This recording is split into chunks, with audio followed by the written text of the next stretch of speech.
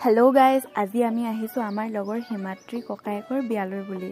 আৰু এতিয়া দেখিছে নহয়, আহিয়ে চাহ খাই আমি মেহেন্দি অঁকা ষ্টাৰ্ট কৰি দিলোঁ। বিয়া বুলি ক'লে এইটো মেহেন্দিটো আঁকিবই লাগিব দিয়কচোন।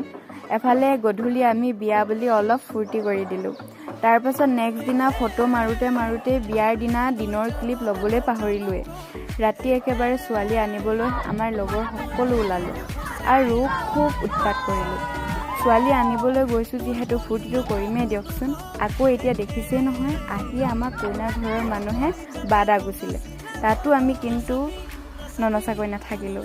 এইফালে কইনা ঘৰত দৰাক আদৰিছে আৰু আমি কইনা খুজিবলৈ বুলি গ'লোঁ। কইনাক এই যে দেখিছে বেডশ্বীট পাৰি থৈছে, তাতে কইনাৰ লগত আৰু দুজনী লুকুৱাই থৈছে। আমাক কোনজনী হয় বিচাৰিব কৈছে। তাৰ পাছত কইনা উলিয়াই দিয়া সময় পালেহি। এইখিনি সময় যে এজনী ছোৱালীৰ কাৰণে কিমান কষ্টকৰ হয় সেয়া বুজাব